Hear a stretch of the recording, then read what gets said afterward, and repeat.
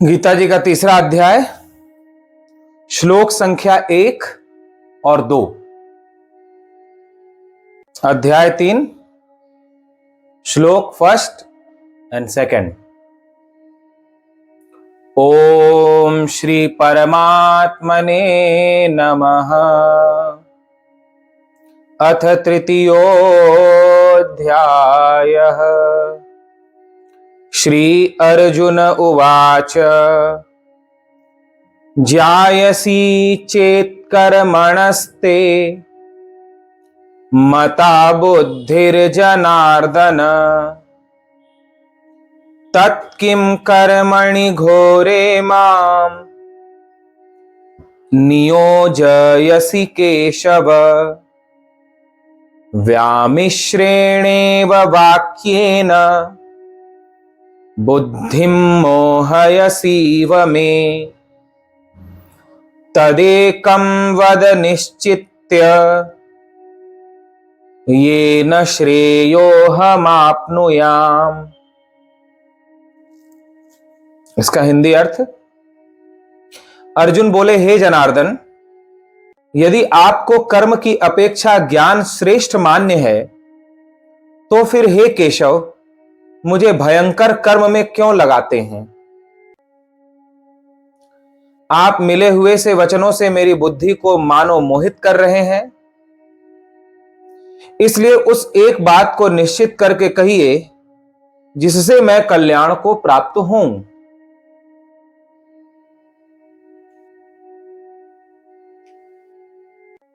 युग बीत जाता है लेकिन उसकी कहानी शेष रह जाती है।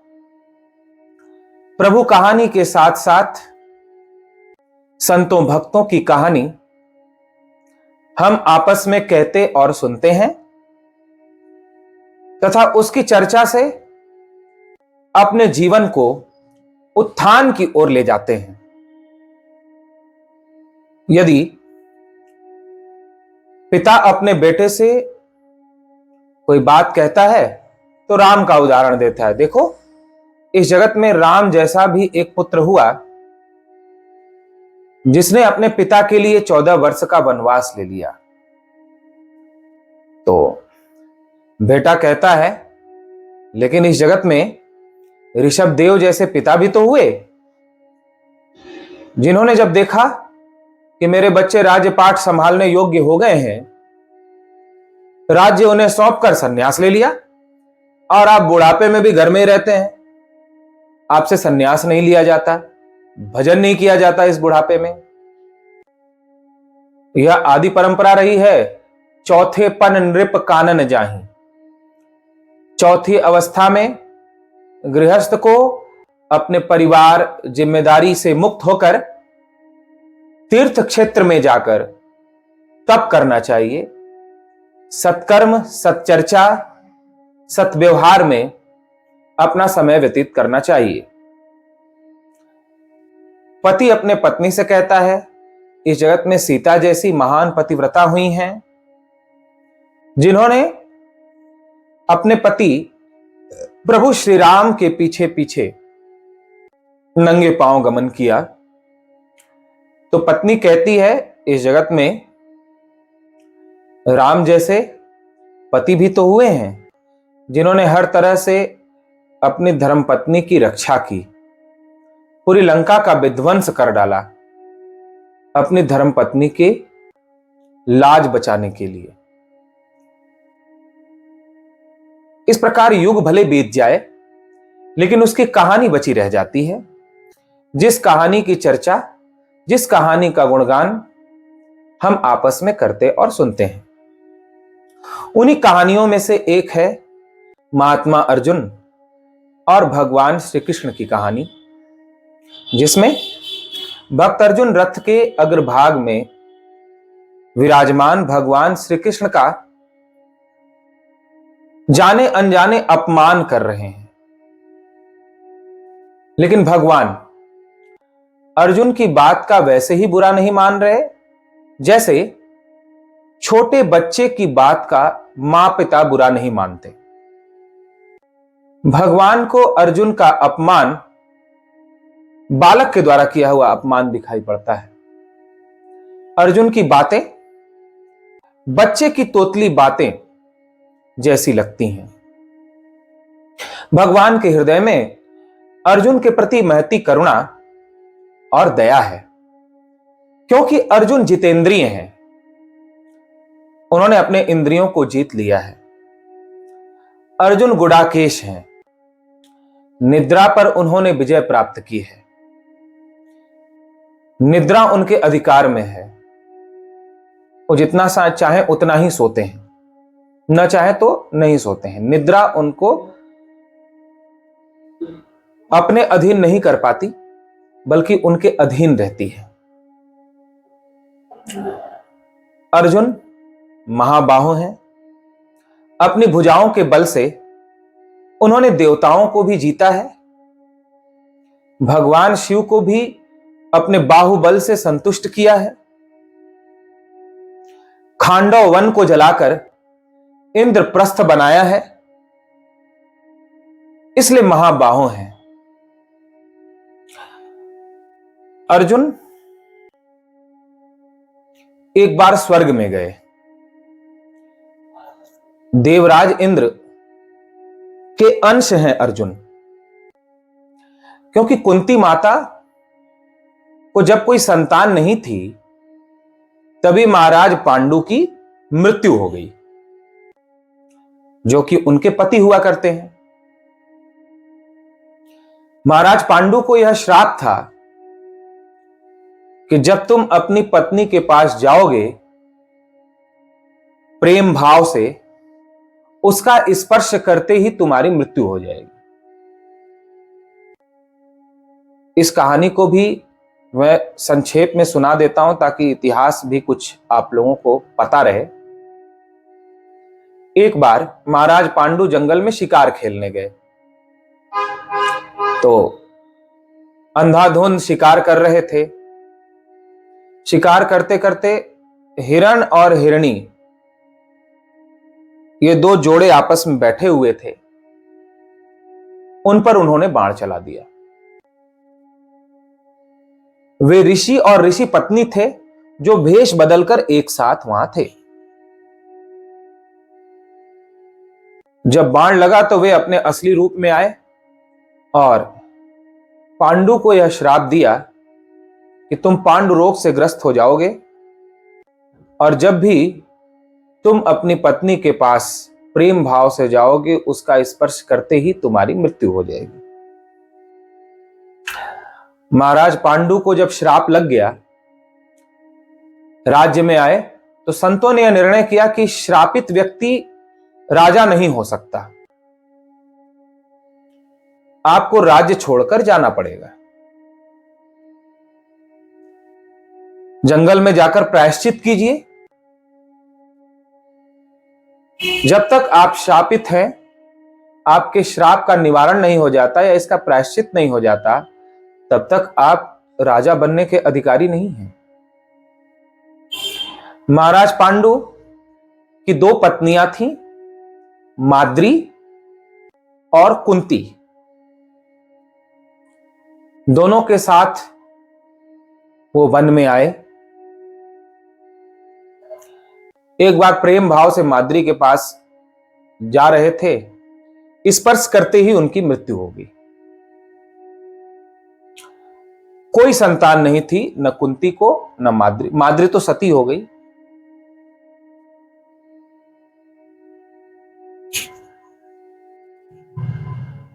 उसके पहले की कहानी है कि दुर्वासा ऋषि के द्वारा कुंती को मंत्र प्राप्त था कि किसी भी देवता का वो आवाहन कर सकती है। तो पांडु को तो श्राप लगा हुआ था, तो देवताओं का वो आवाहन करती थी कुंती। तो इंद्र देवता के अंश से अर्जुन का जन्म हुआ था। इंद्र देवता का आवाहन किया। इंद्र देवता ने अपने अंश से, अपनी शक्ति से वरदान दिया और कुंती के गर्भ से इंद्र के अंश के द्वारा अर्जुन का जन्म हुआ। माद्री ने भी कुंती से निवेदन किया था, सती होने से पहले की जो कहानी है। तो नकुल और सहदेव दो माद्री के पुत्र हुए। इस प्रकार अर्जुन इंद्र के अंश हैं। तो एक बार देवराज इंद्र ने अर्जुन को स्वर्ग में बुलाया। पुत्र के जैसा भाव रखते थे इंद्र। अप्सराएं नृत्य कर रही थी। उन अप्सराओं में उर्वशी नाम की अप्सरा थी, जो विश्व सुंदरियों में से एक थी। अर्जुन उसे बड़े गौर से देख रहे थे। जब नृत्य समाप्त हुआ तो देवराज इंद्र को ऐसा लगा अर्जुन उर्वशी को चाहते हैं, इसलिए देख रहे थे। बाद में उन्होंने उर्वशी से कहा, जाओ अर्जुन के पास, उसे प्रसन्न करो, अर्जुन तुम्हें चाहते हैं। उर्वशी अर्जुन के पास आई, प्रेम की याचना की। अर्जुन ने कहा, मैंने आपको उस दृष्टि से नहीं देखा जैसा आप समझ रही हो। आप मेरे पूर्वजों की मां हो। मेरे पूर्वज आपके गर्भ से जन्म लिए हैं। मैंने उस भाव से देखा। उर्वशी ने कहा, हम अप्सराएं किसी की मां नहीं होती। अगर तुमने मुझे लौटाया, मेरा प्रेम स्वीकार नहीं किया, तो मैं तुम्हें श्राप दे दूंगी। अर्जुन ने कहा, मैंने आपको मां रूप में देखा है, मैं आपको स्वीकार नहीं कर सकता। उर्वशी ने श्राप दिया कि तुम 1 साल के लिए नपुंसक यानी हिजड़े हो जाओगे। अर्जुन ने स्वीकार कर लिया, ठीक है। वो श्राप भी उनके काम आ गया। जुए में हारने के बाद 12 वर्ष का वनवास और 1 वर्ष का अज्ञातवास बिताना था। तो अज्ञातवास के समय वो 1 वर्ष की नपुंसकता यानी हिजड़ापन उनके काम आ गया। उत्तरा को वे नृत्य की कला सिखाते थे, संगीत विद्या आदि सिखाते थे।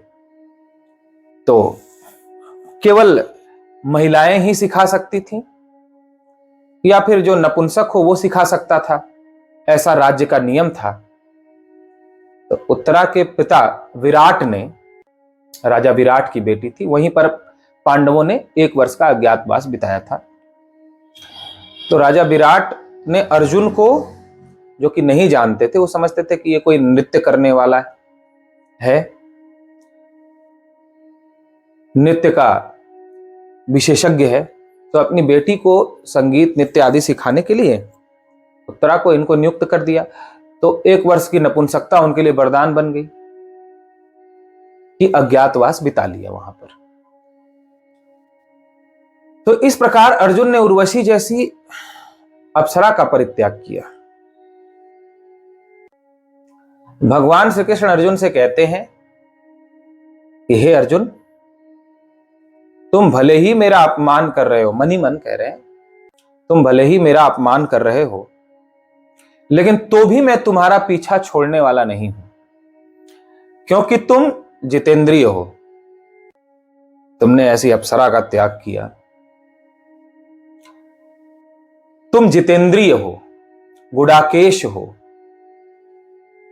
और भी तुम्हारे में बहुत सद्गुण है, इसलिए मैं तुम्हारा पीछा कर रहा हूं। और जब तक तुम्हारा कल्याण नहीं कर लेता, तुम चाहे कितना भी भागो, मैं तुम्हें भागने नहीं दूंगा। भगवान एक बार घेरा डाल लेते हैं तो उस घेरे से भक्त को भागने नहीं देते, चाहे वो कितना भी भागे।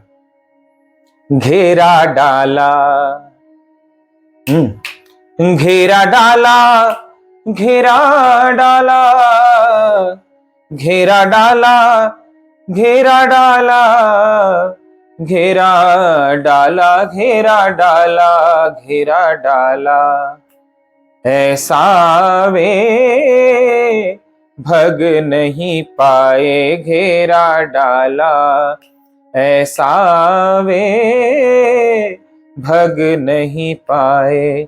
घेरा डाला, घेरा डाला, घेरा डाला, घेरा डाला, घेरा डाला, ऐसा वे भग नहीं पाए। भगवान ने अर्जुन के चारों तरफ ऐसा घेरा डाला, ऐसा घेरा डाला, ऐसा घेरा डाला कि अर्जुन भाग नहीं पाए। भले ही भगवान का अपमान करते रहे कि ये क्षुब्ध होकर के कह दे कि तुझे जो करना है वो कर, ये दुखी होकर के कह दे कि ठीक है तू सन्यास ले ले, युद्ध मत कर, लेकिन भगवान ने ऐसा घेरा डाला, बिना क्षुब्ध हुए, बिना क्रोधित हुए, अर्जुन की बात का बिना बुरा माने कि अर्जुन भाग नहीं पाए। उन्हें भगवान की बात अंत में माननी ही पड़ी। यही सद्गुरु की महिमा होती है, यही भगवान की महिमा होती है कि भगवान अपने भक्त की किसी भी गलती का, किसी भी अपराध का, किसी भी दोष का बुरा नहीं मानते। हजारों अपराध को भगवान तिनके के समान भी नहीं गिनते, और तिनके से भी छोटा गुण हो भक्त में, शिष्य में, तो उसे बहुत बड़ा मान लेते हैं। यदि शिष्य या भक्त में तिनके से भी छोटा गुण हो तो गुरु और भगवान उसे बहुत बड़ा करके देखते हैं कि मेरे शिष्य में यह गुण है, मेरे भक्त में यह सद्गुण है, और हजारों लाखों अवगुण भरे हों तो उसे तिनके से भी छोटा देखते हैं। यह सद्गुरु और भगवान की महानता होती है। परम पूज्य श्री मस्तराम बाबा जी ने, जो कि हिमालय के बड़े सिद्ध संत रहे हैं, गीता का भाष्य करते हुए लिखा है, अनजाने में अर्जुन ने भगवान को सैकड़ों गालियां दी हैं गीता में। पहले अध्याय से लेकर 18वें अध्याय तक अनजाने में अर्जुन ने भगवान को सैकड़ों गालियां दी होंगी, लेकिन भगवान ने उसको ध्यान में नहीं लिया, बल्कि वो अर्जुन के इन गुणों को देखते हैं। ये जितेंद्रिय है, ये गुडाकेश है, इसने धर्म का कभी भी त्याग नहीं किया है। ये धनंजय है, इसने अपने लिए धन का कभी संचय नहीं किया है। जो भी धन प्राप्त होता था अर्जुन को युद्ध में विजय के बाद, वो अपने बड़े भाई युधिष्ठिर को समर्पित कर देते थे या राज्य में दे देते थे। कभी भी अपने लिए उन्होंने कुछ नहीं रखा। ये धनंजय यानी धन का संचय करने वाला नहीं है। ऐसे अनेक लक्षण भगवान जब देखते हैं कि इसमें यह गुण है, तो वो गुण ही भगवान को बहुत दिखाई पड़ता है। और अर्जुन के जो दोष भगवान के प्रति वो कर रहे हैं, अपमान, वो भगवान नहीं देखते। ये भगवान की महती कृपा, करुणा, उदारता है। इस अध्याय का प्रारंभ में अर्जुन के द्वारा भगवान पर आक्षेप से होता है। अर्जुन अनजाने में भगवान को बहुत कुछ कह देते हैं जो नहीं कहना चाहिए। देखने में तो ये साधारण सा प्रश्न लग रहा है, आप सब भी पढ़ो अगर। अर्जुन ने यही तो पूछा, हे जनार्दन, यदि आपको कर्म की अपेक्षा ज्ञान श्रेष्ठ मान्य है तो फिर हे केशव, मुझे भयंकर कर्म में क्यों लगाते हैं? आप मिले हुए से वचनों कहकर मेरी बुद्धि को मोहित कर रहे हैं, इसलिए उस एक बात को निश्चय करके जिससे मैं कल्याण को प्राप्त हूं। अब एक एक शब्द पे यदि हम ध्यान दें तो हमें पता चलेगा कि अर्जुन से क्या गलती हो रही है, अर्जुन कैसे भगवान का अपमान कर रहे हैं।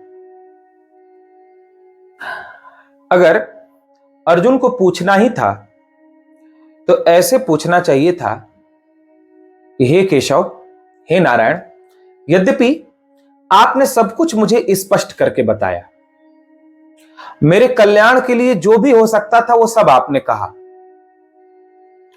लेकिन मोह के कारण मेरी बुद्धि उसे समझ नहीं पाई। ये मेरी कमी है कि मैं आपकी बात को नहीं समझ पाया।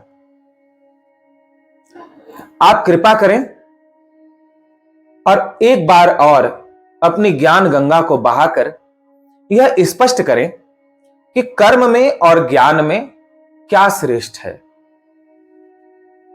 कर्मयोग श्रेष्ठ है या ज्ञान योग श्रेष्ठ है?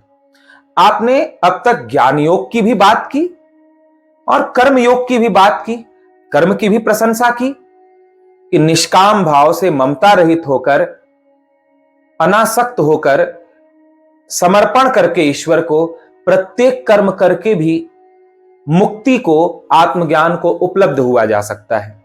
तथा ज्ञान योगी की भी बात की कि जो संपूर्ण जगत को माया देखता है, जिसकी कोई कामना नहीं होती, जो सुख दुख मान अपमान में एक जैसा रहता है, वह अपने स्वरूप को प्राप्त करता है।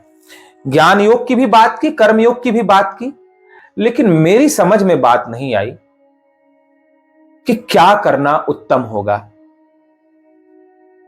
आपने तो सब कुछ ठीक समझाया, आप कृपा करें एक बार और मुझे समझा दें। लेकिन अर्जुन ने यहां पे प्रश्नों की शैली को देखो, ऐसे प्रश्न नहीं किया, बल्कि अर्जुन ने आक्षेप किया। यदि आपकी दृष्टि में ज्ञान ही श्रेष्ठ है, अपनी तरफ से कह रहे हैं, मतलब उनका आग्रह है कि आप कह रहे हैं कि ज्ञान श्रेष्ठ है, तो फिर मुझे इस भयंकर कर्म में क्यों लगा रहे हैं? ध्यान देंगे तो बात समझ आएगी। अर्जुन ने कहा कि मुझे भयंकर कर्म में क्यों लगा रहे हैं। दो तरह का रास्ता भगवान ने बताया।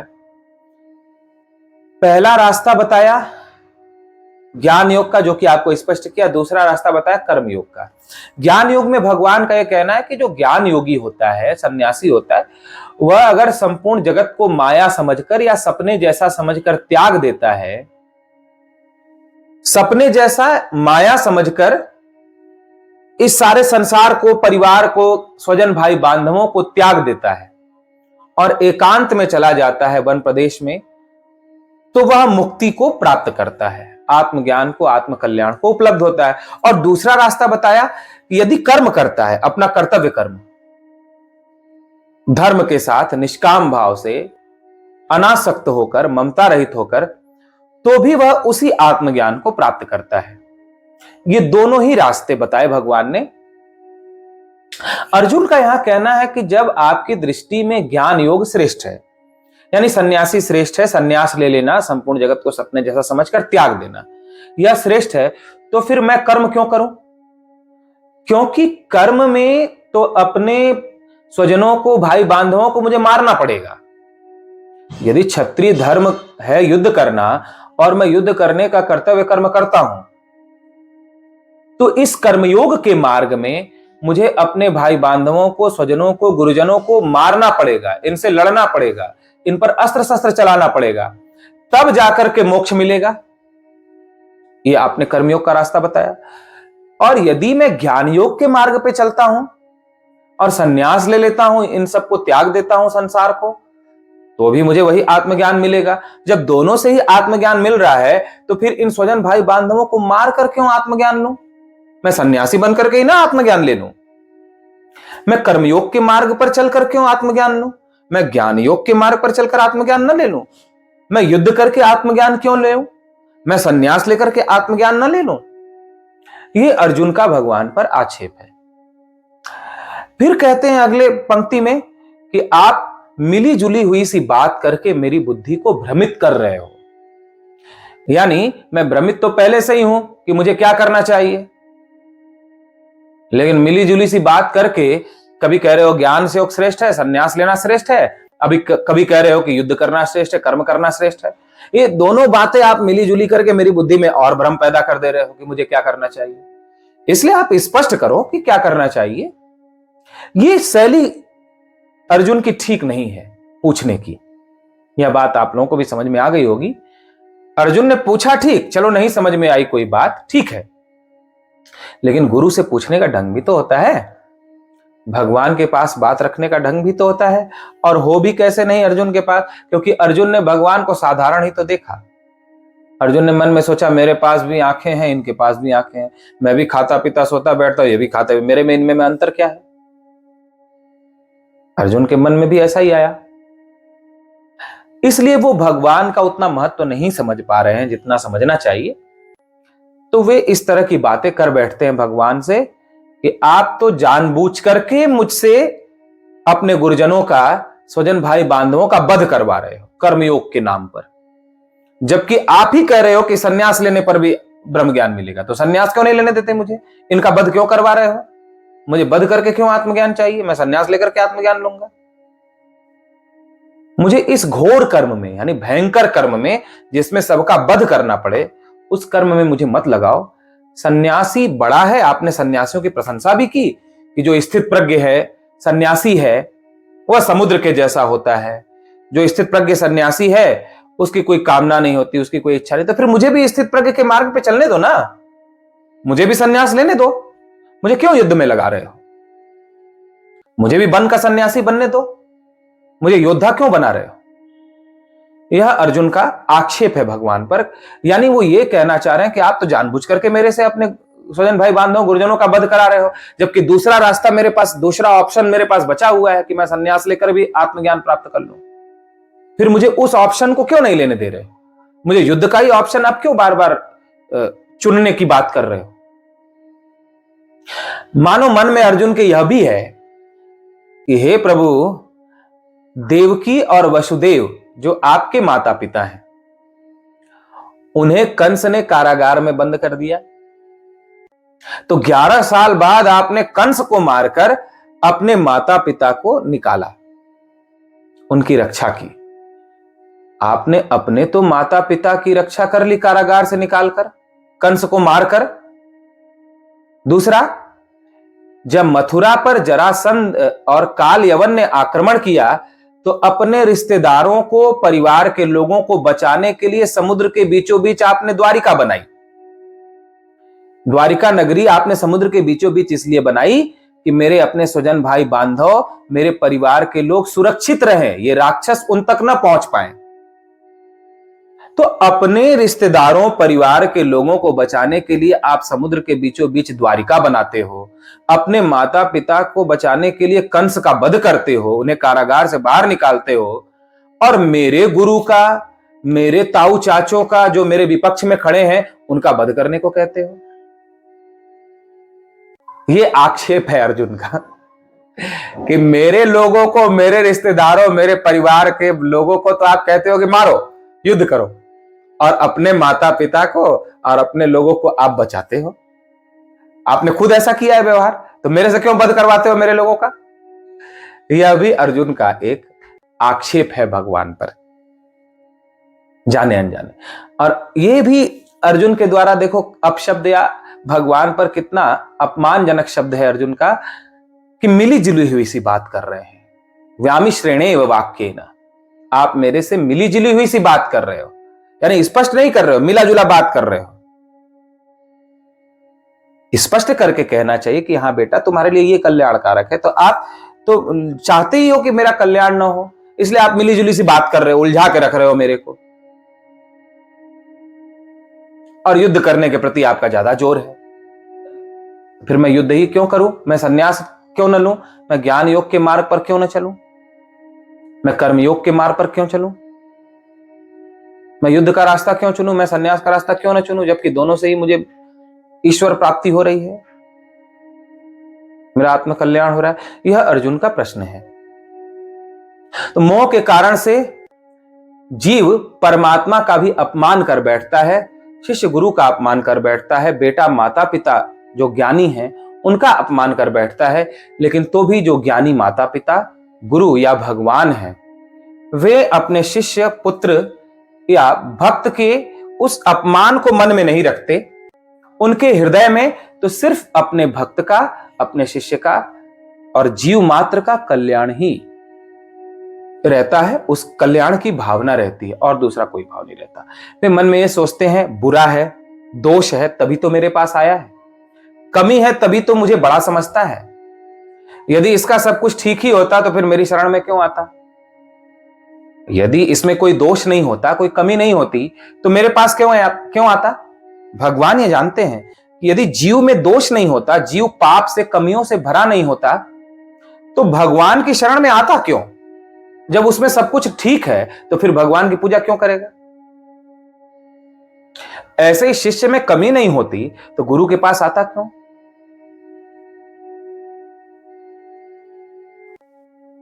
बेटे में कोई दोष, कमी ना हो तो फिर माता पिता को बड़ा माने क्यों, उनकी सेवा करे क्यों?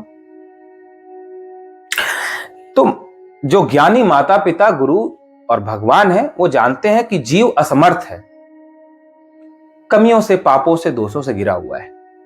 इसलिए वो युक्ति से, तरीके से उसके दोषों को मिटाते हैं, चाहे उसके लिए उन्हें कोई भी कीमत चुकानी पड़े। गुरु को अपने शिष्य के लिए, प्रिय शिष्य के लिए कुछ भी कीमत चुकानी पड़े, चाहे कुछ भी करना पड़े, वो अपने शिष्य को धीरे धीरे धीरे धीरे धीरे धीरे उन्नति की ओर ले ही जाता है, अपमान सहन करके भी। भगवान को भक्त के लिए कोई भी कीमत चुकानी पड़े, लेकिन वो अपने भक्त का कल्याण करते ही हैं। जैसे माता पिता कोई भी कीमत चुकानी पड़े अपने बच्चे को योग्य बनाते ही हैं। एक बात याद आ गई मैंने अपने आंखों से देखा, एक बहुत ही गरीब परिवार था। तो जो माता जी थी उस गरीब परिवार की, अपने आंखों से देखी हुई घटना है। वो माता जी के बच्चे थे 2। एक समय ऐसी गरीबी आई कि घर में खाने को भोजन भी नहीं था। एक दिन उनका बेटा आया, मां से बोला, मां भूख लगी है। तो मां ने घर में देखा तो कुछ भी नहीं था, थोड़ा आलू था घर में रखा हुआ, केवल आलू और कुछ भी नहीं, आटा चावल कुछ भी नहीं था।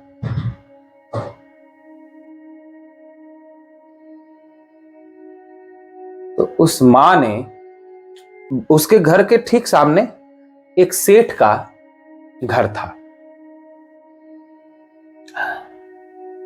वहां जो नौकरानी काम करती थी, उस नौकरानी से उसने बात की कि हमारे बच्चे को भूख लगी है, 2 दिन से उसने कुछ खाया नहीं और घर में आलू ही है। मां रोने, जब बेटा कहा कि मां मुझे भूख लगी, अब सहन नहीं होता, तो मां छाती पकड़ के रोने लगी। और कुलीन परिवार की थी, ऐसा भी नहीं कि मतलब बहुत निम्न श्रेणी की हो, कुलीन परिवार की मां थी, ब्राह्मण परिवार था और अच्छा मकान भी था। लेकिन अब परिस्थिति बस ऐसा समय आया कि कठिन गरीबी का सामना करना पड़ा।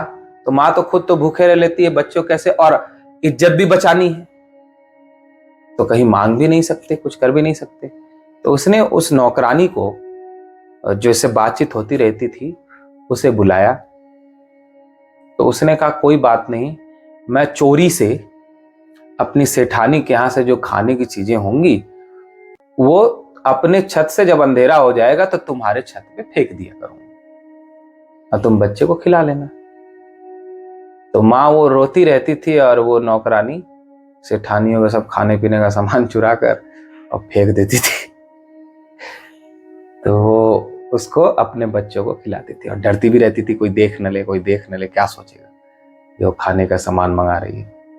अब कोई गरीब ही हो तो वो मांगे, वो अलग बात है, लेकिन कोई अच्छे परिवार से हो, उसका सब कुछ पहले उसके यहाँ नौकर चाकर काम किए हों और बाद में ये स्थिति हो जाए कि उसको खुद बच्चे को खिलाने के लिए भोजन न रहे, तो फिर उस पर क्या बीतेगी। लेकिन उस माँ ने अपने बच्चे के लिए चोरी भी की।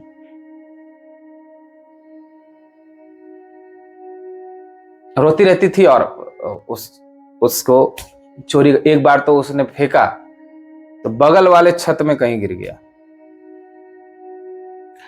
तो अब उसको लाना ही है। तो उतर के दूसरे के छत पे जाकर के वो उसे ले आ रही थी और डर भी रही थी कोई देख न ले। बाद में उस नौकरानी को उसने कुछ थोड़े बहुत ऐसे दे भी देती थी जब कभी आ जाता था कुछ। तो ये देखो, माँ अपने बच्चों के लिए क्या नहीं करती, चोरी तक करती है रोते हुए। ये अपनी आंखों से देखी हुई बात है। ऐसे ही शिष्य के लिए गुरु कुछ भी करता है, उसको निर्मल बनाने के लिए, उसे ऊपर उठाने के लिए, चाहे कुछ भी करना पड़े, जो प्रिय शिष्य है। और शिष्य गुरु का नाता कई जन्मों का होता है। जो कई जन्मों से गुरु की सेवा करते आ रहे हैं उस गुरु की शरण में है, फिर वो गुरु उनके कल्याण के लिए कुछ भी करता है। कोई दोष उस शिष्य में आ गया है, कोई कमी आ गई है, कोई बुराई आ गई है, तो उसे निर्मल बनाने के लिए वो कुछ भी करता है।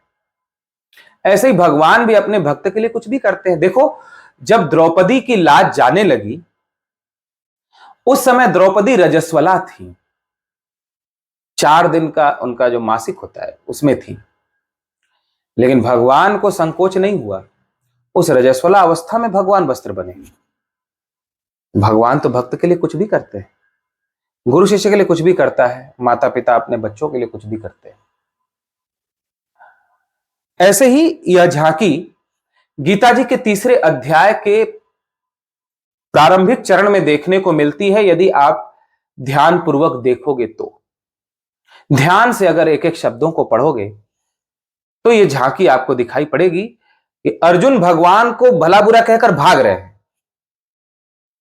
लेकिन भगवान उन्हें भागने नहीं दे रहे हैं। भगवान उन्हें दुलार रहे हैं, पुचकार रहे हैं, समझा रहे हैं और हर तरह से वही कर रहे हैं जिससे अर्जुन का कल्याण हो जाए। भगवान को अर्जुन की किसी बात का बुरा नहीं लगता, चाहे अर्जुन भले उन्हें कहें कि आप मिलीजुली सी बात करके मुझे भ्रमित कर रहे हो, चाहे अर्जुन भले कहे कि आप सन्यासी को बड़ा बताकर मुझे तो आप युद्ध में लगा रहे हो, भगवान को बुरा नहीं लगता।